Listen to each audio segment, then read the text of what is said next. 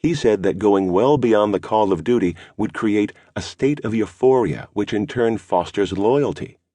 If we claim to believe in customer service, doesn't that mean we believe in serving the customer more than serving ourselves, even if it means losing a sale today? What if a competitor offers a better solution to the problem the customer is seeking to solve?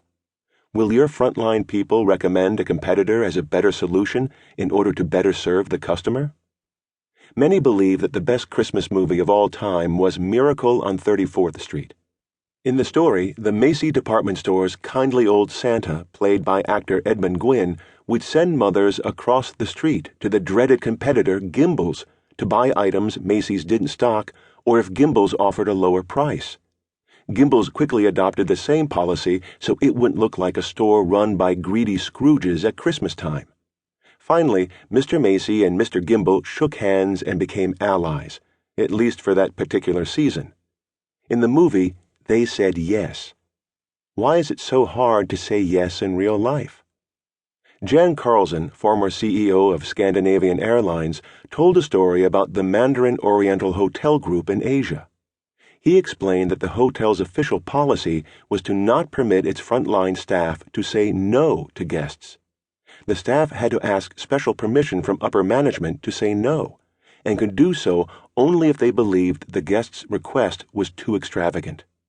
Carlson became widely known and respected for what he called moments of truth, and he titled his book Moments of Truth: New Strategies for Today's Customer-Driven Economy.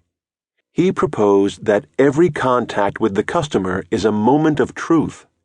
In order to identify and create better moments of truth, companies have to shift from inside thinking to outside thinking. This becomes a moment of magic. Customers expect and demand no less. This is the power of yes. A few years ago, my wife bought me an expensive dress shirt for my birthday. Before wearing it, I dropped it at the neighborhood dry cleaners we had used for many years. I picked it up a few days later and noticed that the sleeves were torn and tattered, as if they had been run through some kind of paper shredder. I took it back, and the manager blamed it on the material the shirt was made of, telling me it wasn't really their fault. I was stunned, and reminded her that we had spent more money than I could remember at her store for more than a decade. They were our exclusive cleaners and had gotten 100% of our business. We were the very definition of loyal customers. I explained that the shirt had cost over $100 and had never been worn, but it didn't faze her a bit. She said, "We'll give you a $25 credit for your next order, but we're not going to replace the shirt." I never returned. She only had the power to say no, and it cost her company thousands of dollars in lost revenue from me and from everyone I told about the incident. That cleaners flunked its moment of truth by practicing the power of no. In researching this book, I was tempted to write about customer CEO companies that masterfully understand the power of yes, like Nordstrom and Ritz-Carlton Hotels. Those are exceptional companies that truly love their customers. But I wanted to focus on some lesser-known examples to serve as inspirations for businesses of all sizes. If you look carefully, you can see yes in some unexpected places. Let's take a look at the power of yes. The world is flat. At a time when customer service seems to be a dying art, I was kind of surprised to find it in spades in a tire store, and a discount chain tire store at that.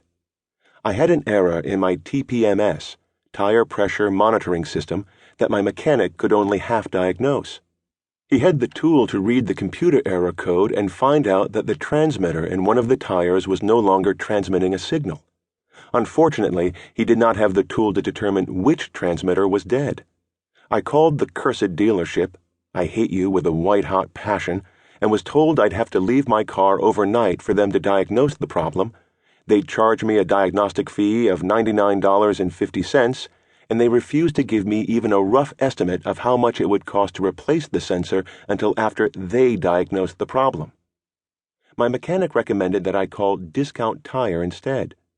They said to come on by, they had the correct diagnostic tool, and they'd happily diagnose the problem for free. And why wouldn't they? I watched the process, which took exactly 2